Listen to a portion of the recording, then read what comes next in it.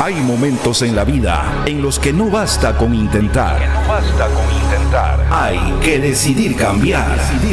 Desde Radio Visión Manabí presentamos un espacio diferente, práctico y real, donde la superación no es teoría, es acción. Atrévete a pensar distinto, a mirar más allá, a participar activamente con nosotros y a avanzar con determinación. Esto es Radicalmente. Un nuevo enfoque para transformar tu vida. Les damos la más cordial bienvenida a su espacio de transformación. Radicalmente. Con Mónica Paladines. Dirección General, Tanya Zambrano.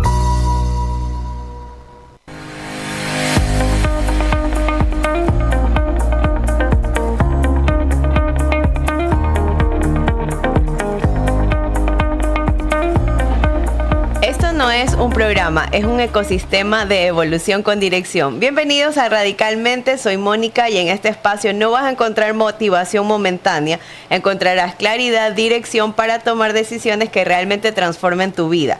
Radicalmente es ese espacio donde te cuestionas, te incomodas, pero también te reconstruyes con intención. Pero antes de empezar quiero que tú y yo hagamos equipo. Si este mensaje resuena contigo, suscríbete, activa la campanita y compártelo. Nos encuentras en YouTube y Facebook como Radio Visión Manabí, pero si lo tuyo es más vintage, puedes sintonizarnos a través de Radio Bolívar 94.9 o la 650 AM de Radio Visión, porque este ecosistema crece cada vez que una mujer decide dejar de postergarse. Ahora sí, entremos en materia. Ya renovamos hasta la presentación. Bueno, hoy tenemos una conversación muy especial como todos los jueves en Radicalmente, porque no solo vamos a hablar de éxito, sino que vamos a hablar de historia, de legado y de todo lo que hay detrás de una mujer que ha construido muchas cosas. Hoy me acompaña Lourdes Delgado de Pansi, la primera mujer manabita ecuatoriana en crear la primera barra de chocolate fino de aroma del Ecuador, abriendo camino en una industria que hoy mueve el país. Mi querida Lourdes, bienvenida Radicalmente. Bueno, tú ya sabes que para mí es un honor y un placer estar con ustedes, estar en mi manta añorado. Yo di una conferencia hace unos días, para eso viene, y yo dije, sí, yo soy de Manta, porque me dicen, viene de Guayaquil a dar la conferencia. No, vivo en Guayaquil, soy de Manta, soy de Tarqui, soy de ancestros manteños, así que claro, es como regresar a mi casa, es como estar acá otra totalmente vez. Muchas veces las personas, te ven en una posición, pero no conocen a la real persona, de dónde viene y cuáles son sus sueños y aspiraciones, y eso es lo que vamos a tocar hoy día. Antes de entrar a la historia cacaotera, hay algo que me da curiosidad, porque lo mismo, muchas veces vemos a la empresaria, a la mujer exitosa, y olvidamos a esa mujer que ha pasado uno que otro sinsabor para lograr sus metas. Y esto me lleva a la primera pregunta. ¿Quién es Lourdes hoy fuera de todo el campo profesional? ¿Cómo tú te describes hoy día? Yo creo que yo me describo como una admiradora, como una apasionada de lo que somos nosotros, los ecuatorianos y específicamente los manteños, enfocando siempre mis negocios, mis emprendimientos a eso, a resaltar lo que nosotros somos como identidad, lo que tenemos como patrimonio, y que lo he demostrado, que respetando el patrimonio, conociendo la cultura, mostrando una identidad verdadera, se puede hacer negocio y se puede decir que se puede monetizar eso. Entonces, las pasiones se monetizan si las sabes enfocar. Y yo creo que es eso, que me he convertido en una admiradora de mi propia cultura, que sigo investigando todo el tiempo, que mi negocio no solamente es vender un producto, sino vender un legado. Y yo creo que eso es. Claro. ¿Y qué te llevó a abrazar tanto la cultura? Bueno, no nos explayamos como cultura ecuatoriana, sino la cultura manteño, que es de una de las que tú más expones en tus charlas, y de ahí extraes toda la información para que nosotros incluso gustemos más de nuestros productos. La cultura manteña marca un hito, porque es la cultura que encuentran los conquistadores al llegar a nuestros territorios, ¿no es verdad? Pero ellos son los herederos de todo un conocimiento milenario que viene desde Valdivia, Machalilla y Chorrera, y de las otras intermedias culturas como Bahía, como Tolita, como Jamacuaque, ¿no? Huangala también. Entonces, veo yo que a través de los años poco se ha dicho sobre nuestras culturas, poco.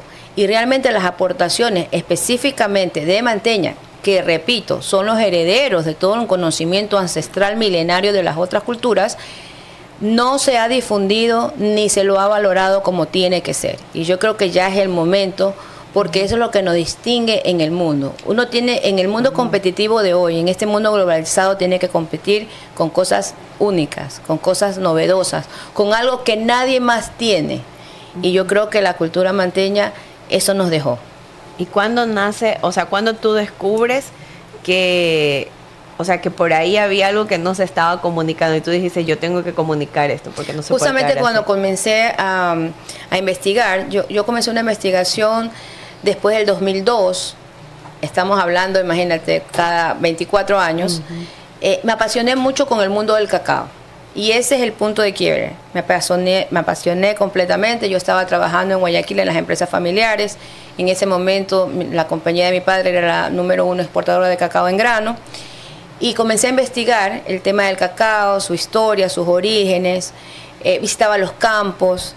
Me encantó mucho la cultura del cacaotero, la cultura montubia. Y comenzamos a investigar y una cosa te lleva a la otra. Ajá. Cuando uno vibra en ciertos niveles, atrae. Y atrae hacia mí gente que también estaba en ese mundo de la investigación, en el mundo de la investigación del origen del cacao. Y durante todo ese tiempo, del 2002 para adelante, me dediqué a investigar justamente el sector cacaotero, la producción del cacao y el origen. Y dentro de toda esa información encontré que fueron nuestros navegantes en esta balsa manteña, que posiblemente fueron, previo a ellos, la cultura chorrera que llevó el cacao a México, a Mesoamérica. Y entonces vas uniendo una cosa con otra. Entonces a mí me interesa el origen del cacao y de hecho tuve que hacer una compilación histórica que me demoró más de 15 años para el Museo Nacional del Cacao de Guayaquil, que yo considero que eso fue un sueño hecho realidad, que está ahí, que está plasmado, que se los dimos a Guayaquil porque tenía la casa para hacerlo. Y que es un regalo para el Ecuador y que debe ser un eje para atraer turistas, no solamente hacia Guayaquil, sino a las fincas cacaoteras y a todo lo que es costa.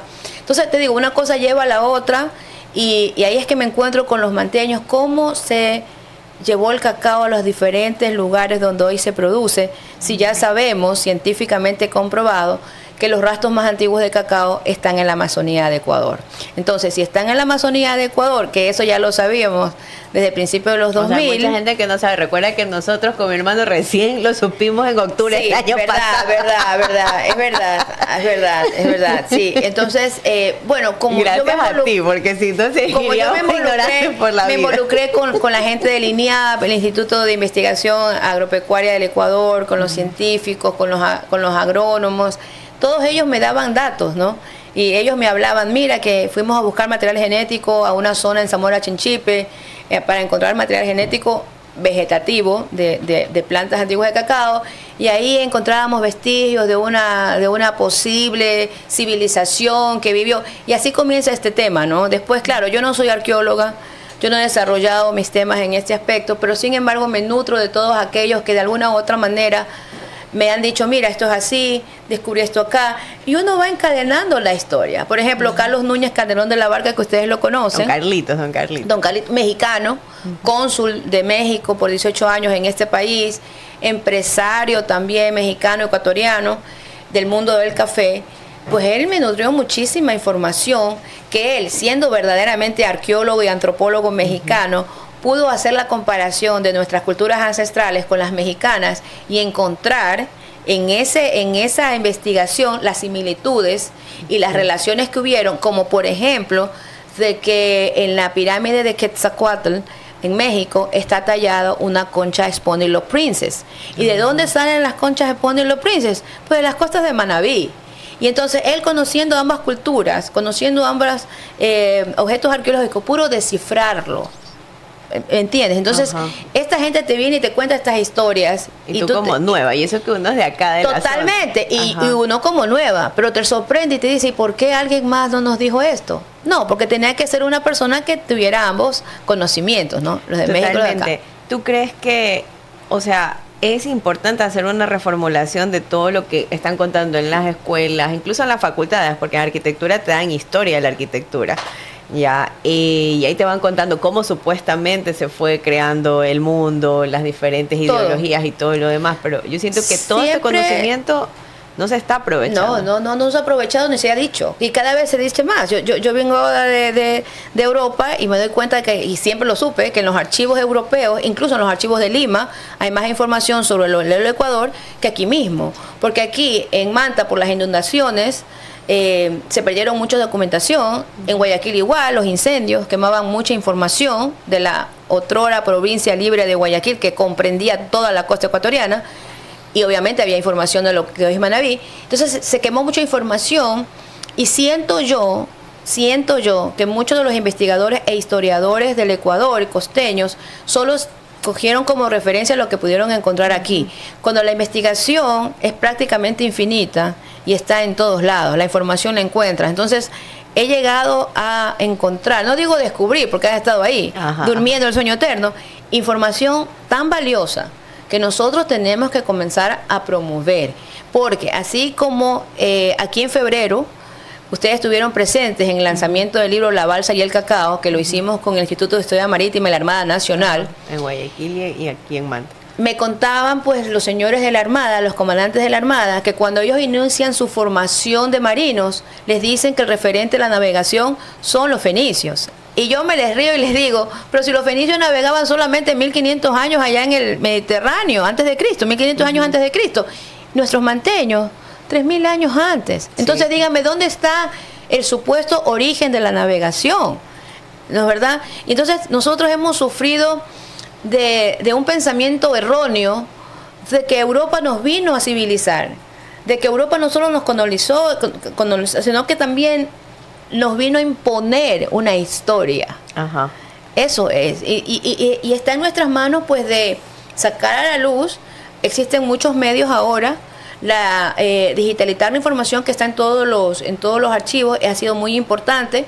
Tener y poder llegar y tener acceso a esta información también, y poderla transparentar y ubicarla en una obra, ¿no? Sea visual o sea física, para transmitir a las generaciones, porque lo que queremos nosotros hacer es que el ecuatoriano, el manabita, se empodere de esto y que a través de una base sólida histórica pueda emprender, porque pueden surgir 50.000 ideas de hacer negocio en base a la historia. Claro, totalmente, y siento que esto activaría más el sentido de pertenencia local y todas las cosas serían más alineadas, porque yo lo que veo y siento que cada edil de turno se le ocurre una idea y vamos a hacer eso, cambian el logo, cambian los colores, o sea, no hay una identidad. Total. Porque la identidad es como la marca personal, no te la da un logo, eso te da realmente tus valores, tus antivalores, tu historia, tus logros, porque a la final el fracaso no existe, es parte del aprendizaje, ¿no? Para llegar a obtener un resultado que uno anhelaba. Es parte de tu desarrollo. Ajá. Y viene impreso en tu ADN, porque siento yo, analizando el tema del ADN, todos tenemos genes de diferentes partes y en algún momento algo te lleva a algo. O sea, ¿por qué a ti te apasiona esto? ¿Por qué a ti te apasiona la cultura? ¿Por qué a ti te apasiona la gastronomía? Porque en algún momento lo viviste o algún momento algún antepasado tuyo tuvo esa motivación y pasión y te la transmite a través de un gen. Yo lo siento así. Ajá, totalmente. Ayer que compartimos, el fin de semana que compartimos un almuerzo contigo y cocinábamos con mi hermano, nosotros, mi abuela paterna le gustaba mucho la cocina. Mi abuela materna no tanto, pero mis tías abuelas, mis tías hermanas de mi mamá, que bueno, ya trascendieron al otro plano.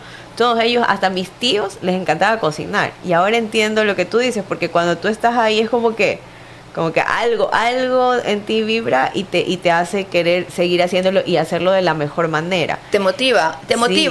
Por ejemplo, viniendo de Guayaquil a Manta, para mí es un placer pasar el arco que está en Cascol y comenzar a ver los ceibos. O sea, para mí es una maravilla observar los ceibos. Y yo digo, algún antepasado mío, posiblemente manteña, adoraba los ceibos, porque los ceibos eran los árboles sagrados de los manteños y las culturas costeñas. Como yo hablé en mi conferencia, los manteños seguían las raíces de los ceibos para encontrar las fuentes acuíferas, los pozos de agua. Wow, Entonces, aparte, acuérdate que también utilizábamos la lana de ceibo. Ajá, esa parte sí me acuerdo. Entonces tú dices, ¿por qué esta fascinación mía hacia los cebos? ¿Por qué observar esos cebos cada vez que vengo? Amarlos de alguna manera, tocarlos cuando tengo la oportunidad, ir a abrazar, aunque tienen unas espinillas. Sí, porque seguramente mis ancestros adoraban a este árbol. La memoria ancestral es increíble. Y hablando de cosas ancestrales, ¿qué te motivó? Déjame ver si aquí está, para crear tu chocolate. Aquí, que se vea bien el nombrecito y todo. Como una de las primeras barras de chocolate fino, tú nos comentabas que aquí no existía. Sí, no es una de las primeras barras, es la primera Exactamente, barra. Corrección, la primera barra de chocolate fino, porque en ese entonces solo había todo lo que era Nestlé y cosas muy la Universal. Nosotros claro, crecimos comiendo Manicho. Yo comía Galac, dice Raúl, tú puro Milky Peor Way. todavía.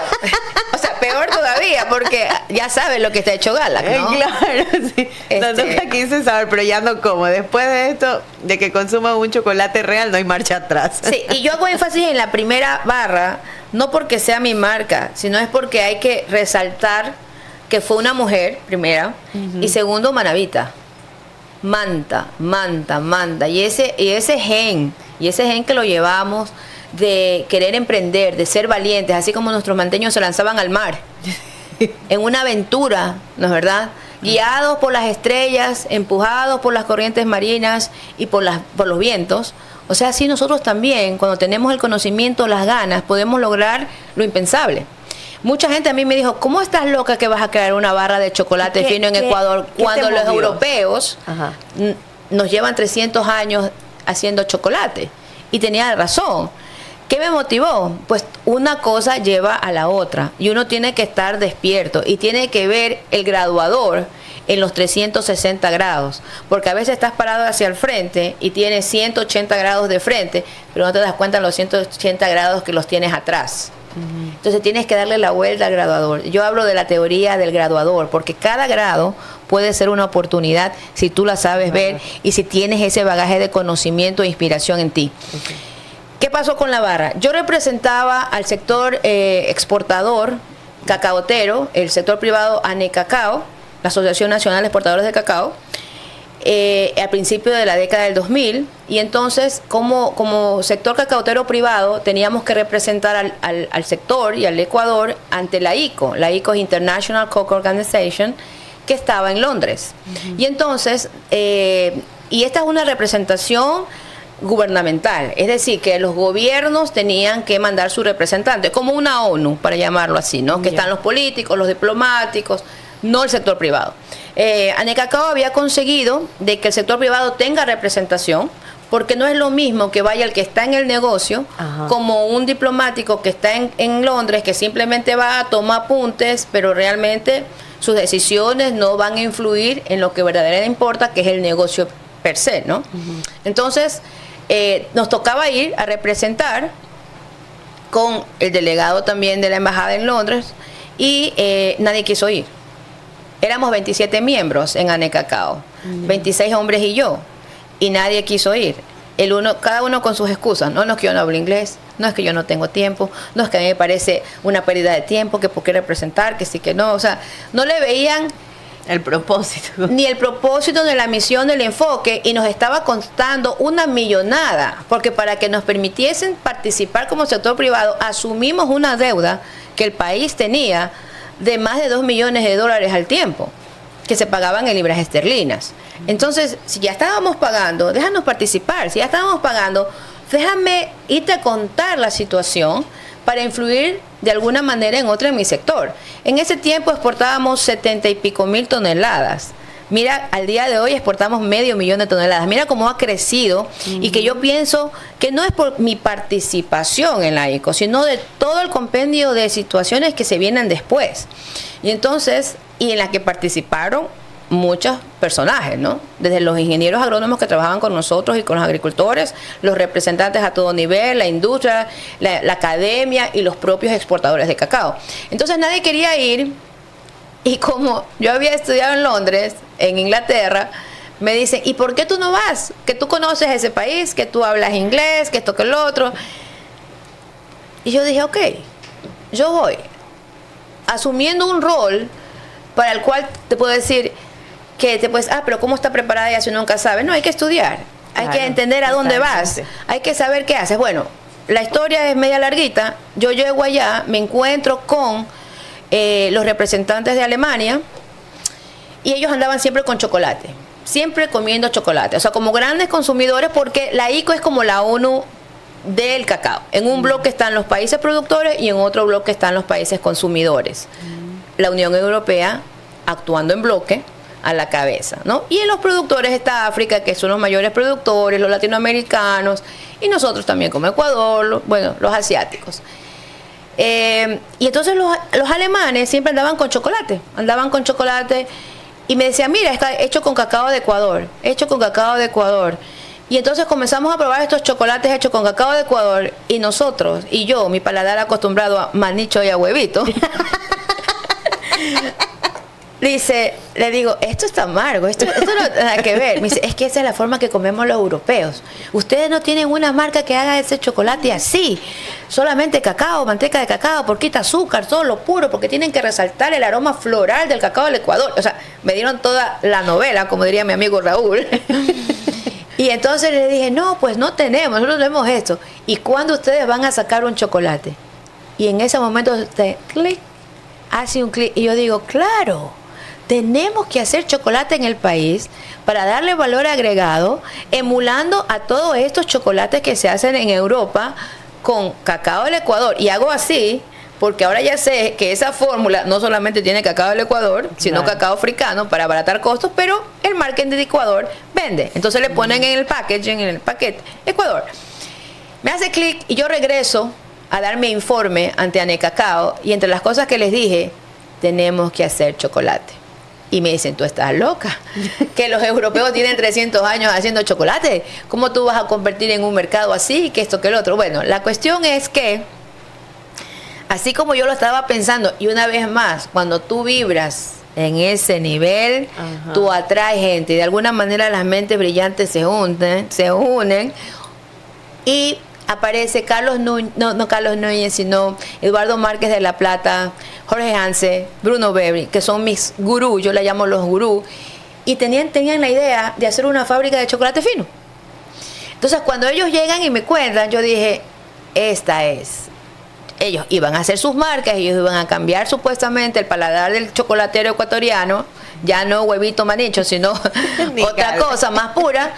Y entonces con ellos comencé yo a trabajar y a crear esta barra que se llama Chucululu, a buscar nombres ancestrales, porque para mí siempre el origen estaba en la Amazonía, y no porque soy gurú, ni porque soy arqueóloga, ni por nada, sino que Carlitos Núñez y los científicos y arqueólogos, investigadores del INIAP, me habían dicho que en la Amazonía había mayor variedad genética que había en México. Entonces, la ciencia, ¿qué te dice? Que donde está la variabilidad mayor genética de un producto es seguramente donde está el origen. Y si en la Amazonía ya habían 12, 15 variedades, genotipos de cacao, y en México había 2, pues ¿dónde está el origen? ¿Me entiendes? Entonces era cosa de deducción lógica.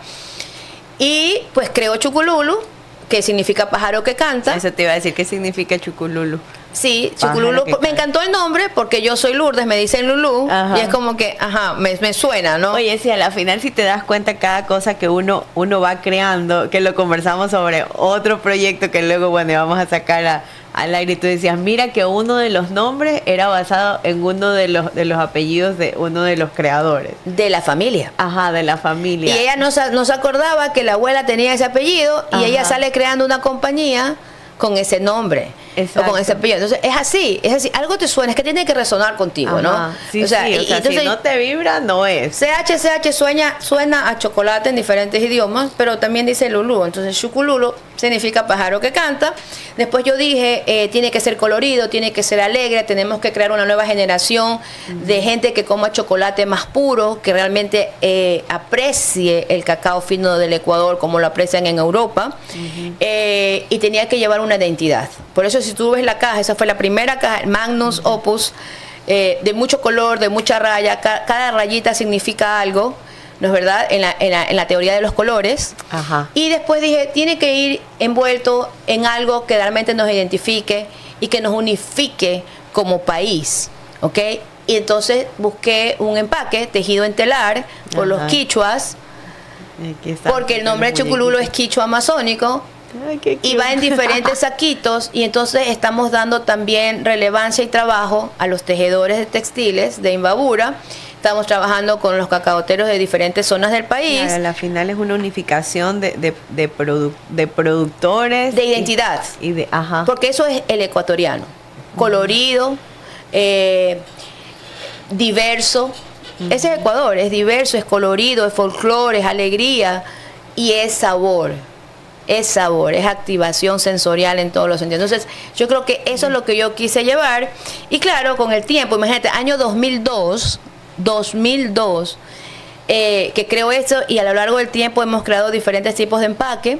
Tenemos una especial que se llama Preservando la Heredad, que son diferentes cajas, y una muy especial que he hecho con cacao de árboles de 200 años, de Ricao Techone Manabí, de mi gran amiga y proveedora cacaotera Irina Bravo, que es una descendiente de los gran cacao y realmente una guardiana del cacao fino, como muchos aquí en Manabí. Oye, hay tantas cosas que no sabemos, y de verdad que este espacio radicalmente, a más de acercar, yo digo, a mujeres que están que son CEOs en cada una de sus líneas de negocio, con la persona que está en su casa, tranquila, o sea, pero igual, entender nuevos contextos, eso es lo que te abre el constructo de tu mente para poder ver más allá, como tú decías, del graduador, o sea, ver oportunidades donde tal vez otros no las ven, y es como, digo, wow, mientras más hago esto, yo digo, a más personas tengo que invitar de diferentes líneas, porque tú cuentas, por ejemplo,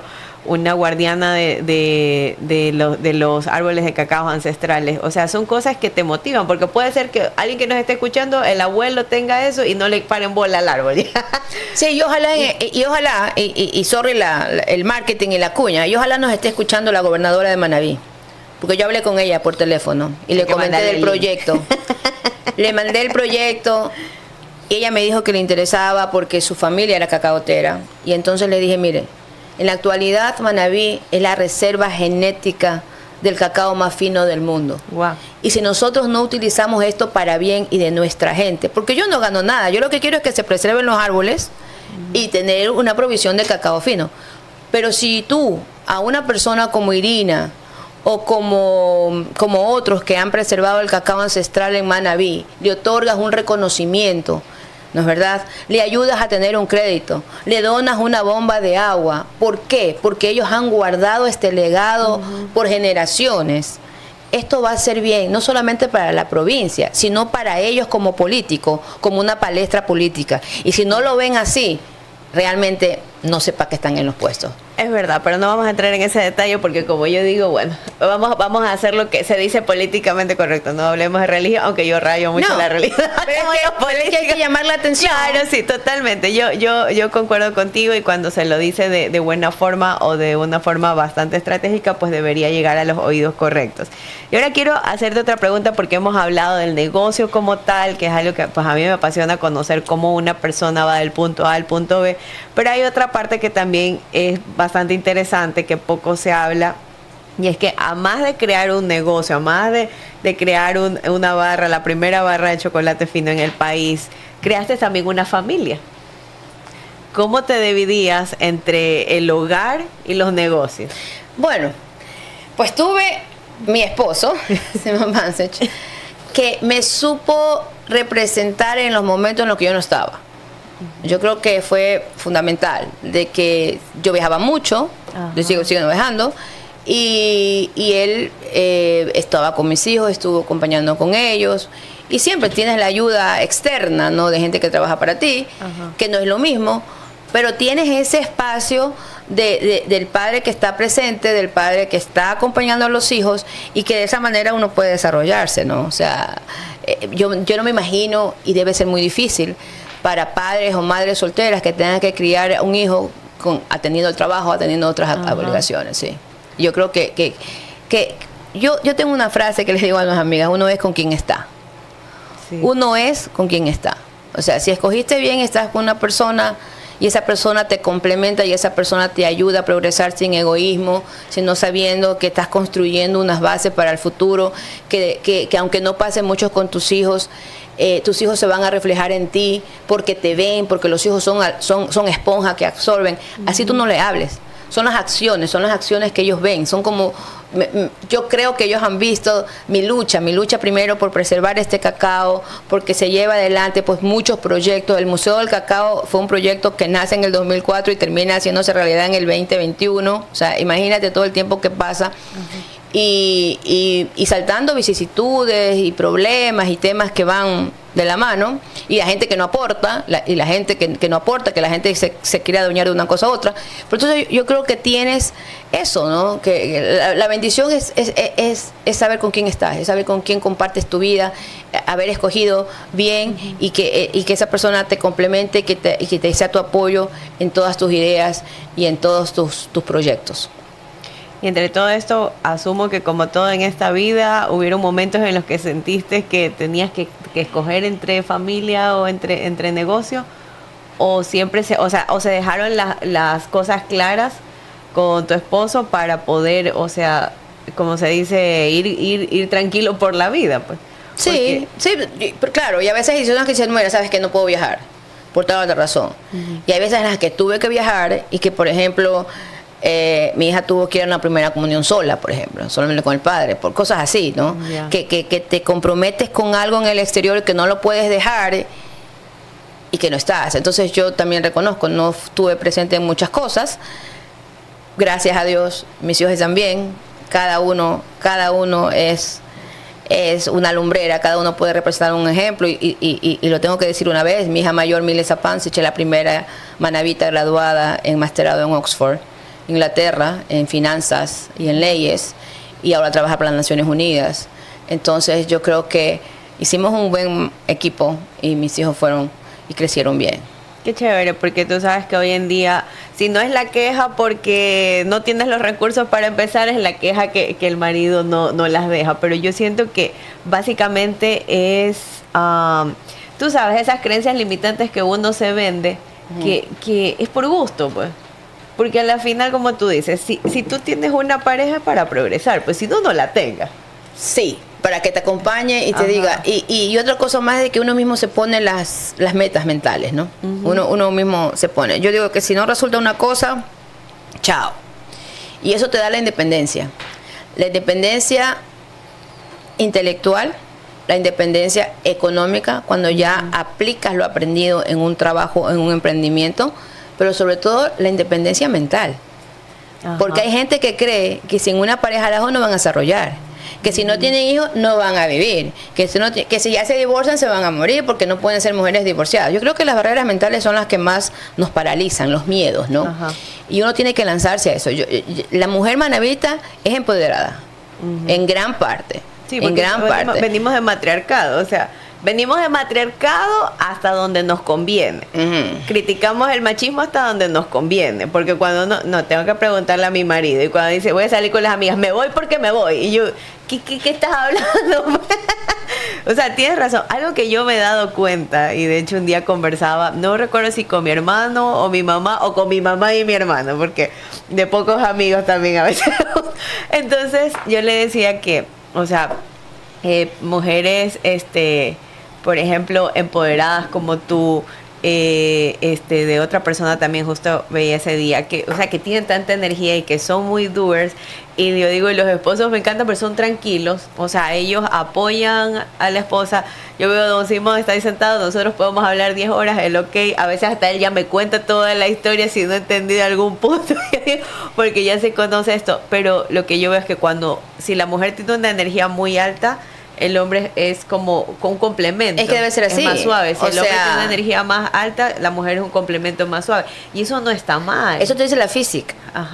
Pero los polos opuestos se atraen. ¿Qué le dices hoy día, por ejemplo, a esos matrimonios que batallan porque quieren ser el mismo nivel? O sea, están ahí peleando con la misma energía que yo hago, tú haces, y nadie quiere, como quien dice, dar el brazo a torcer. ¿Sabes qué? Por muchos años trabajamos juntos en las empresas familiares, Simón y yo, y pasábamos todos los días juntos, llegábamos a la casa juntos y todo, y fueron años, y la gente me decía, ¿y no te aburres de ver a tu marido todo el día? ¿Y no pelean ustedes? Realmente no. Yo creo que cada uno se enfoca en lo suyo, ¿no? Cada uno se tiene que enfocar. La base de las buenas relaciones es primero que cada uno esté bien y esté conforme en su lado. Ajá. La verdad, si tú estás feliz, tú vas a ser feliz al que está contigo. Si tú eres infeliz, tú vas a ser infeliz a todos los que te rodean. Sí. Entonces, yo creo que tienes que enfocarte en eso. O sea, ¿qué es lo que a ti te hace feliz? Sentirse realizado, luchar por un objetivo y complementar, ¿no es verdad? Y saber, si yo estaba haciendo esto de investigación, si yo estaba trabajando en el campo, yo viajaba mucho a los campos a visitar a los agricultores, viajaba mucho a Europa por el tema de la representación y por otros negocios. Y entonces, Simón tenía que estar ahí, tenía que de alguna manera complementar y suplir esa ausencia, ¿no? Yo sé que muchas veces no funcionan así todos los matrimonios, está claro. Pero hay que llegar a un consenso y hay que escoger bien y hay que saber los puntos claros. Porque si en algún momento se me hubiera cuarteado lo que yo quería decir o yo quería ir, hasta aquí nomás llegamos. Hasta aquí nomás llegamos. Entonces, yo creo que es eso, que la mujer tiene que tener independencia, sobre todo independencia para no depender de un hombre, porque eso pasa mucho en nuestra sociedad, sobre todo la sociedad machista, que ¿cómo me voy a divorciar si es el que me mantiene?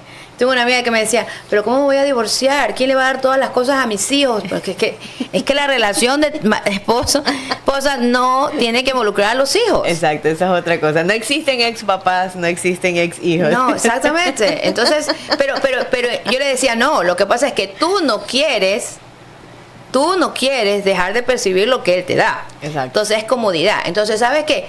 Sigue aguantando los vejámenes. Así de simple. Tú tomas tu decisión.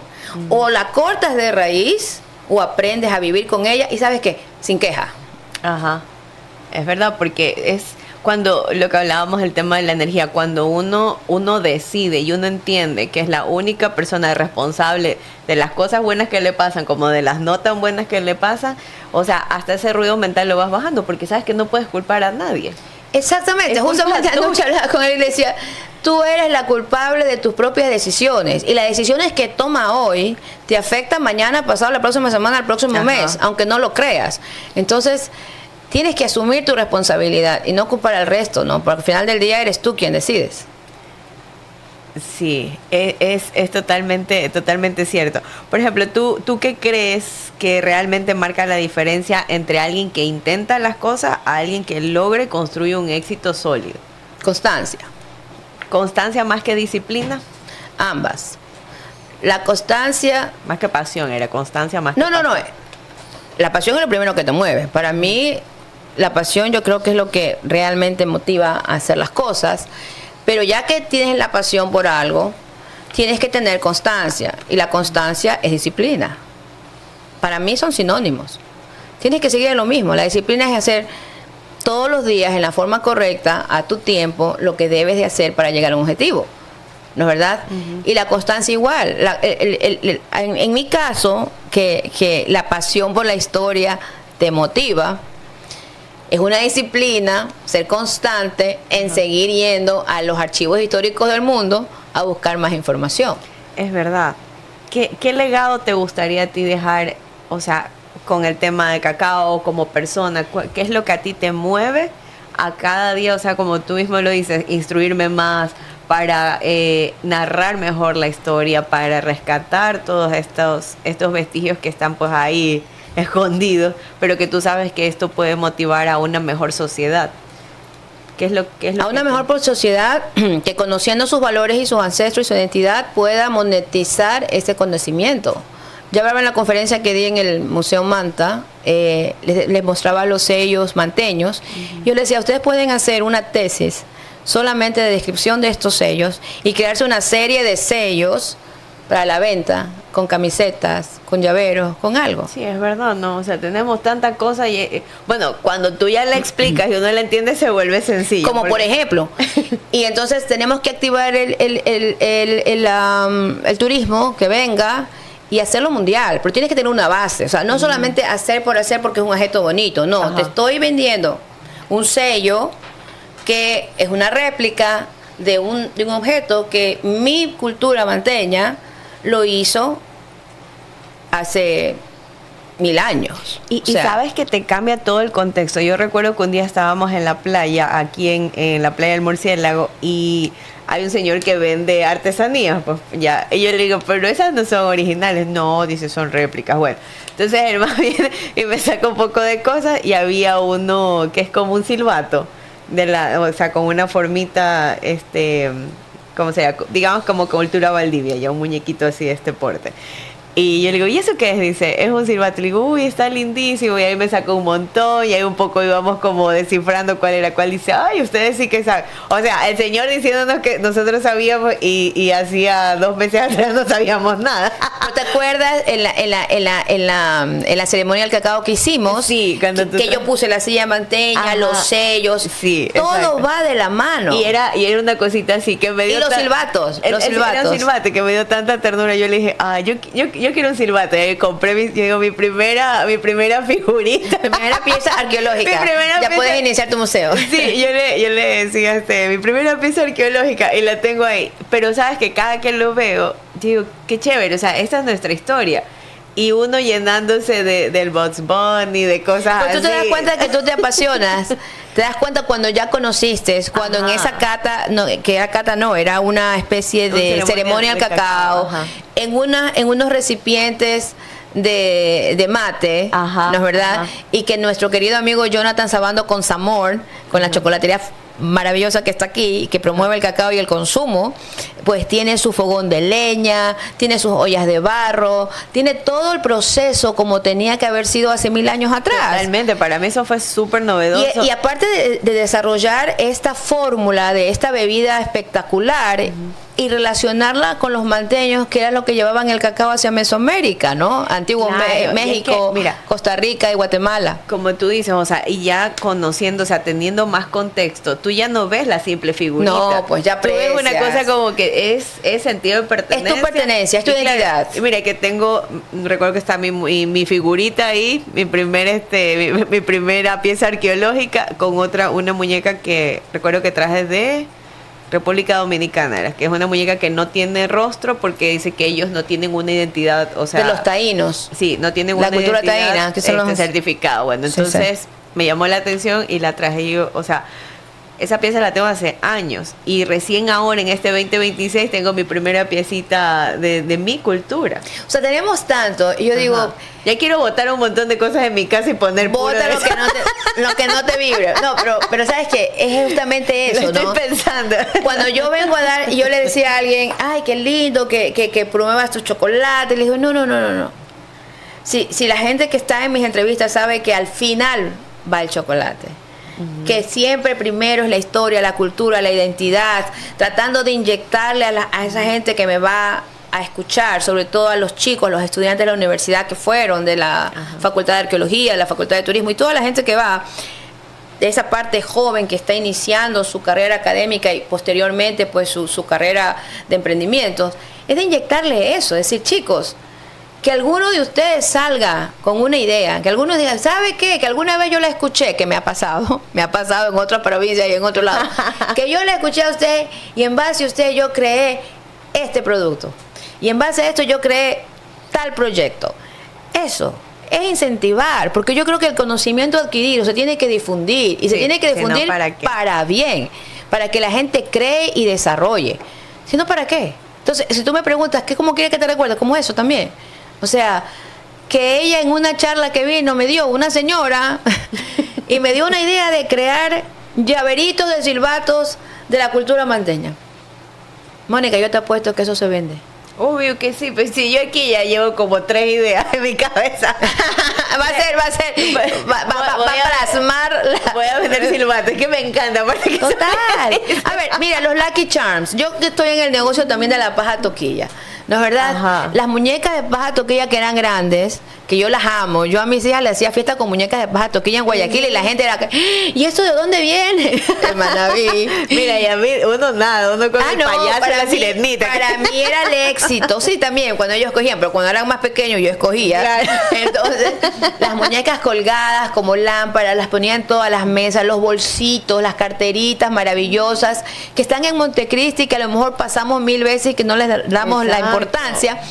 Y yo llevaba, y ahora dentro de mi negocio, que es con paja toquilla, que es con Montecristi, denominación de origen, aval de la UNESCO, Montecristi una vez más, no Panama Hat, por favor, Ajá, no Panama Hat, Montecristi.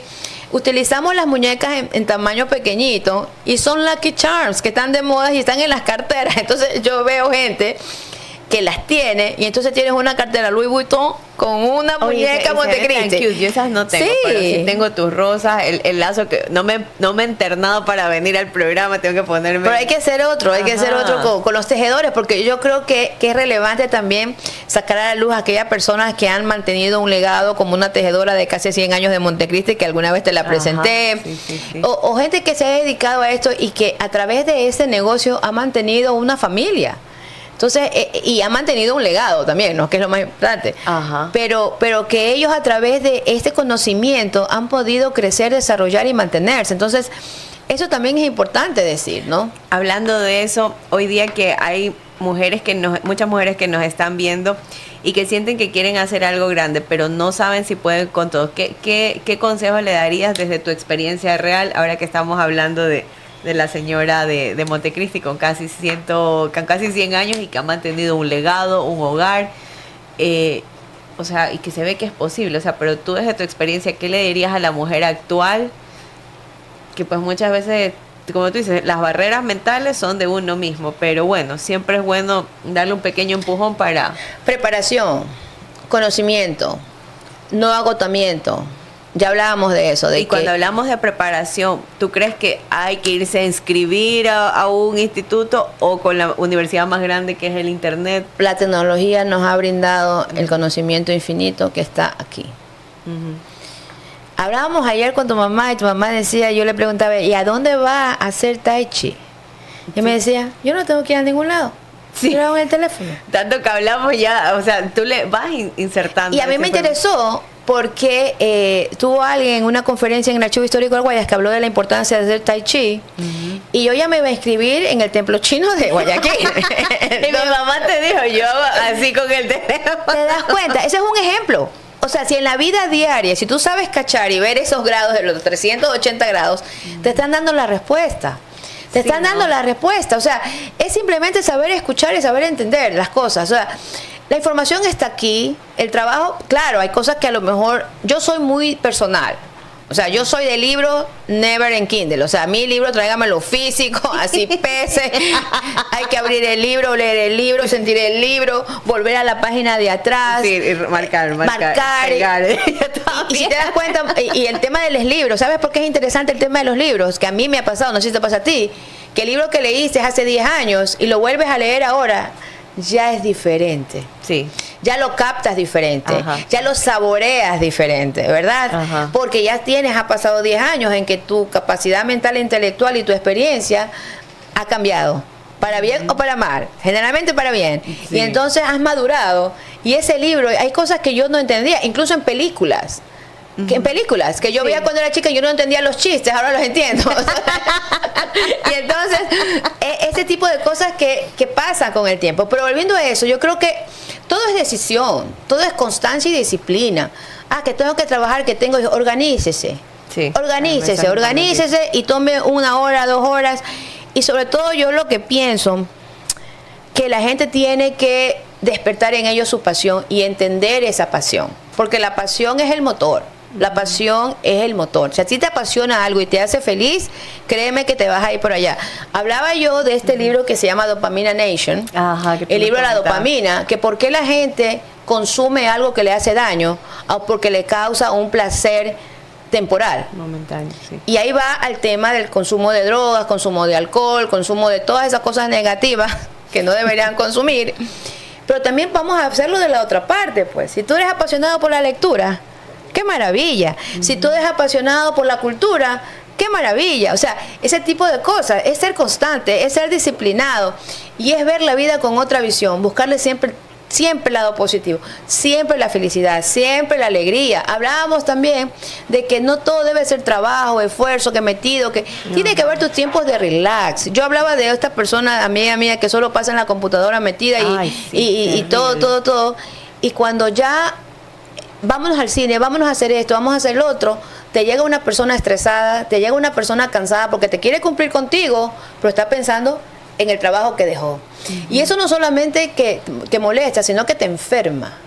La gente tiene que entender que le bajan las defensas, que no puedes dormir, que te vuelves intolerante, que todo te molesta. Entonces, yo creo que todo ser humano tiene que tener su espacio para ellos y tener un descanso a pesar de todo el trabajo, buscarse la manera para como reactivarse, recibir energía.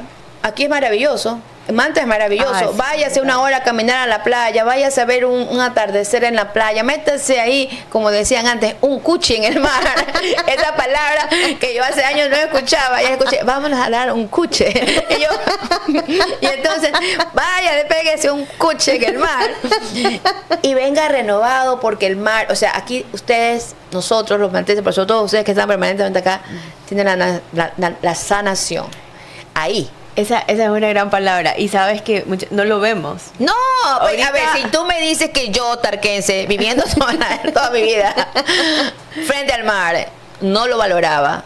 Y tuve que irme para valorar. Y de hecho digo, yo tengo que regresar a mi Manta. Y tengo que regresar frente al mar. ¿Te das cuenta? Porque te das cuenta. La redundancia. Sí, la redundancia. Cuando ya está fuera. Claro. Cuando ya no lo tienes. Cuando ya lo dejaste. Pero mientras, este es el ser humano. El ser humano no valora lo que tiene. Sí, totalmente. Yo ahora tratamos de ir a veces 3 veces a la semana a la playa con mi hermano, pero yo no iba. Mira que yo de chiquita crecí, o sea, yo era negrita como el color del celular, porque yo pasaba sábado, domingo tomando sol ahí. No me importaba, decía la gente, el sol del cáncer, nada. Yo eso no creía, yo estaba ahí dorándome como un pescado todos los fines de semana. Y luego cuando ya entré a la universidad y tú te vendes esas ideas absurdas, dejé de hacer esas cosas que a mí me hacían sentir tan bien. Y hoy en día, como tú dices... ¿Te hace falta? Claro, ya, de hecho la semana pasada creo que nos fuimos, no me acuerdo. Pero tú te sientes, y es verdad, hasta mi sobrinito aprendió a decir, es que el mar lo cura todo. Total. Y yo, sabes que cada que voy a la playa, yo digo, verdad, como decía el niño, yo también que creo mucho en el cielo, el sol, las estrellas, el mar... o sea, el mar es terapia. Resetea. Una vez más, Mónica, el gen manteño. Ajá. Si la cultura manteña era mar, sol y playa. Mar, pescado y plátano. Plátano no teníamos. Pescado y maíz. Recuerda que el plátano fue introducido por los españoles. No existía en la cultura manteña, pero la cultura manteña es mar. La gente y los seres humanos, y en general los seres vivos, se desarrollan en su hábitat, de acuerdo a los genes que tienen. Sí. Solamente te doy un ejemplo. Una planta de cacao, me remito al cacao, crecida en los ríos, en la provincia de Los Ríos. Te la llevas a Zamora Chinchipe y créeme que la planta podrá crecer, pero no podrá desarrollar, porque no está en su hábitat. Entonces nosotros, mantenses, que tenemos estos genes de playa, de sol, que tú dices pescado, debemos ir. El mar es sanador. Sabes que la arena del mar, si tú te haces un exfoliante natural. Totalmente. Y esta belleza, el agua salina del mar te mejora la piel de una manera impresionante, y te fortalece internamente en muchas cosas. Entonces, la sanación está ahí. Claro. O sea, y mira, y tú que viviste tantos años en el extranjero, pues viviste en Inglaterra, luego creo que viviste en Estados Unidos. Claro, mi educación se basa en Inglaterra, literatura, y en Boston, administración de empresas. Y después todo el tiempo saliendo. Anda, báñate pues a ese mar. Como dicen en el gélido. O sea, ándate a bañar en ese mar helado. Claro. ¿Ya? Es terrible. Linda la playa, sí, todo chévere. Sí, temperatura lo más lindo. Vas a Croacia en un verano, tienes 35 grados en un julio, agosto. métete pues al mar. Pero igual, claro, helado. O sea, el sol es que tiene que calentarte y ahí como que... Es la ubicación geográfica, pues acuérdate que estamos en zona tórrida, línea equinoccial, el sol toca directo, entonces eso te calienta el agua y se convierte realmente en un enorme placer, o sea, es una bendición. Vivir en una zona costera con un mar tan maravilloso, con unos atardeceres increíbles. Sí. Tenemos la sanación ahí, Mónica. Créeme que el ser humano debe volver a sus raíces, debe volver a lo básico, debe volver a disfrutar del sol, del mar. Como yo te digo que para mí es un disfrute ver los ceibos, no, las playas de acá. Yo creo que ese es el disfrute del ser humano. ¿Qué cosas? No, o sea, tenemos todo al alcance de nuestras manos y aún así pretendemos que lo que nos va a dar la felicidad es irnos en el crucero de Mickey Mouse. Es lo que nos metieron en la cabeza, que todo lo mejor viene de afuera. Y el dicho que dice, el jardín, el césped es más verde en el vecino, pero no lo ves tu césped acá. Entonces, eso es, ¿no? De que ellos creen que la felicidad verdadera y el desarrollo verdadero es exterior, cuando realmente comienza en tu interior. Muy cierto, muy cierto. Lourdes, escucharte me deja algo bastante claro, y es que no solamente se trata el éxito, no solamente se trata del talento, sino de sostener decisiones en el tiempo. Y si una mujer se quedara hoy con una sola verdad de tu historia, ¿cuál te gustaría que sea? De todo lo que hemos conversado, ¿qué te gustaría si solo tuviera una palabra, una frase, ¿cuál quieres que se lleven ellas para ponerla como mantra en su día a día? Así como Lourdes creó la primera barra de chocolate fino de Ecuador, así también yo voy a crear esto, que puede ser en cualquier ámbito. Es decir, dejar un hito, hacer algo que nadie ha hecho antes, que por ahí estaba dormido, pero eso, que te recuerden que tú cambiaste. En este país ha habido mujeres valiosísimas, ¿no es verdad?, que se han perdido en la historia. Nosotros en el Archivo Histórico de Guayas tratamos siempre de hablar de estas mujeres, de una Matilde Hidalgo de Procel, que es una de las que más se han promovido, pero hay muchas otras que hicieron mucho por este país. Yo las tengo en mis moneditas que las colecciono. Y entonces a eso. O sea, así como Lourdes hizo esto, cambió la historia del sector cacaotero, creando valor agregado, llevando el cacao en una barra de chocolate, así yo también voy a hacer esto en un sector, con todos los sectores productivos, turísticos, gastronómicos. Y tenemos buenos ejemplos. O sea, yo creo que Manaví está sobresaliendo en los últimos años. La mujer está empoderada y me alegra mucho de que muchas de ellas, que por ejemplo que están en gastronomía, como Valentina Álvarez, Fanny Vergara, yo las estimulé, yo les decía, ustedes tienen gran talento. La primera vez que yo probé un meloso de mariscos en Cocosolo de Valentina Álvarez, le dije, Valentina, tú estás para cosas grandes. Tú, a mi manera de ver, eres la principal representante de la gastronomía manavita, montaña y mar, o mar y tierra. Y mira a dónde ha llegado, ¿no es verdad? Entonces, es eso, motivar a otras personas y decirles, tienes talento, tú puedes hacerlo, lógralo, tienes algo que nadie tiene. Y eso es lo que tienes que sacar, y eso es lo que tienes que explotar, mover un sector, porque en el caso de Chucululo no es Lourdes solamente el Chucululo, hay una cadena productiva detrás de mucha gente que trabaja, de mucha gente que genera, desde la persona que me hace la impresión, las imprentas, ¿no es verdad? Todo lo que hace el packaging, las cajas, las personas que me promueven, las clínicas que yo trabajo, las fábricas en Guayaquil y Manta, o sea, todo ese tipo de cosas que tenemos hace un producto final que se tiene que vender como tal, como cosa única. Y así mismo, es decir, desarrollar en algo, encontrar su camino con mucha pasión, lo que les motiva, porque la pasión mueve montañas, eso está indiscutiblemente ya recomprobado, y dejar un legado en ese sentido. Y que te recuerden y que digan, esta persona hizo esto, esta persona hizo el otro, y yo lo sigo como ejemplo. Claro, totalmente.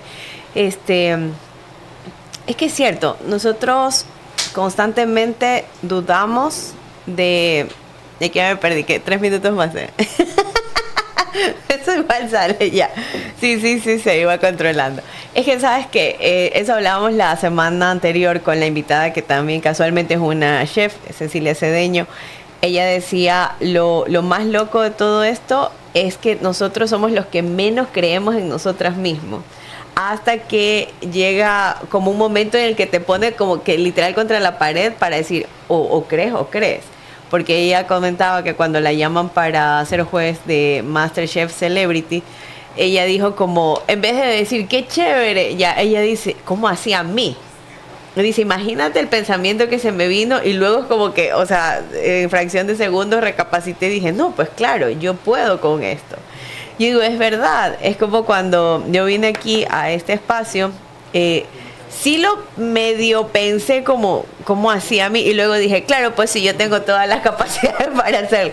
Y me deshice de esa idea, que no es sencillo, claro que no. Y yo te digo una cosa, lo que pasa es que uno, cuando estás apasionado por algo, cuando te gusta algo y lo haces de manera natural, no forzado, Sí. tú lo vas dejando esa huella, esa impronta en la gente y la gente se acuerda de ti. Ajá. Y entonces seguramente cuando llamaron a este chef, ella tiene que haber tenido cosas relevantes en su vida de carrera culinaria o gastronómica, que otras personas la vieron y que ella no se dio cuenta que por ahí fue dejando ese recuerdo y esa huella. Ajá. Porque tú no lo estás haciendo por reconocimiento. Eso es lo que me encanta de la gente que trabaja con pasión Sí. y para beneficiar Sí, sí, un sí. sector, de que no estoy haciendo esto porque yo soy la número uno, porque yo no estoy haciendo esto para vender más chocolate, que yo no estoy haciendo esto para recibir premios y reconocimientos, no. Yo lo estoy haciendo porque es lo que me gusta, que es lo que me hace feliz. Y eso deja huellas. Eso deja huellas. Y doy un ejemplo, cuando la gente me dice, pero su chocolate yo no lo veo en supermercados, yo no lo veo en esto, y nunca lo verás.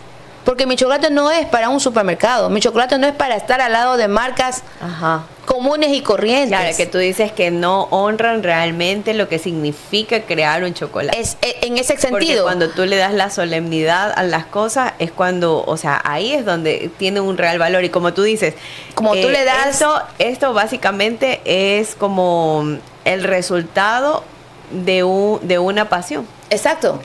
Pero con conocimiento. Con conocimiento, Porque la pasión claro. tiene que tener, ya hablamos, pasión, Ajá. constancia y disciplina. Y la constante evolución. Tú no te Sí. puedes quedar ahí. Claro. Tú tienes que ir evolucionando. Por eso te decía, esa fue la primera, pero después de esa hay como 30 más de empaques. Por ejemplo, esta, que tú la puedes mostrar, que habla de Manabí y lleva Sí, una esta- historia. Esta me parece bellísima porque es una pintura. Sí, mi Es amigo una Marquitos pintura, Rivadeneira, y aquí para mí, tenemos el principal artista de pop art de este país, guayaquileño. Es bellísima. Yo la vi ese día y yo dije, ¡ah! ¡Qué bacán! Y habla de Ricardo Techone Y Manabí, acá está el mapita. Ajá. Aquí está. el sello del 2002 que Manabí, comenzamos, los Ricardo diferentes Tech idiomas, Manabí. para el mercado europeo. Ajá, y aquí Ese tiene la rollito historia. va a la historia de esa hacienda Sí, esa que cuenta caja sí me 200 parece años de linda. historia. Entonces, es eso. Yo creo que cuando la gente no se cree es porque no ha hecho las cosas con el propósito de que te reconozcan, que te digan, que te busquen. No, simplemente las haces y cuando uno lo hace con identidad, con autenticidad, con pasión, se deja la huella. Totalmente. Ya bien lo dice Tony Robbins. Hay que creer para ver, no ver para creer. Y aquí quítense en ese paradigma en la cabeza, porque si tú no te crees, la realmente dueña de tu propio destino, pues estás jodida. No te vas a llevar ni al punto A', nada. Claro, y hay gente que no quiere reconocimiento. Hay gente que hace las cosas por pasión. O sea, y yo los reconocimientos que he recibido no porque los he buscado. A mí no me interesa concursar, a mí no me interesa tener premios. No, yo sé lo que hago y suficiente. Suficiente para mí que sé que a esos productores, que a personas que han cultivado este cacao, de alguna u otra manera yo les he cambiado la vida para bien y que he llevado su historia al mundo. Yo creo que esa es la satisfacción más grande que yo me Totalmente. llevo. Es como radicalmente, justamente es eso, acercar diferentes mentalidades para que la mujer, que así sea, esté en su casa, en su oficina, en su cocina, entiendan que no hay limitantes, que la única limitación te la pones tú. Lourdes, ha sido una conversación muy interesante. Gracias por aceptar esta invitación, porque como siempre digo, yo entiendo sus tiempos es súper medido y que a mí me dediquen una hora pues es un privilegio. Gracias por estar con nosotros y pues recuerden que a mí me encantaría hablar un montón de horas, pero Familia Radicalmente Esto está recién empezando y si este episodio te movió, recuerda que puedes compartirlo con esa amiga que tú y yo sabemos que lo necesitas. Sin embargo, también tienes que suscribirte, activar la campanita. En Radiovisión en YouTube, nos encuentras como Radiovisión Manabí y en Facebook. Pero si lo tuyo es más vintage, sintonízanos a través de Radio Bolívar 94.9 FM o la 650 AM de Radiovisión. Y déjanos tus preguntas para nuestro próximo consultorio de Radicalmente. Soy Mónica y recuerdo que esto no es contenido, es evolución. Y nos escuchamos el próximo martes a las 9:30 de la mañana.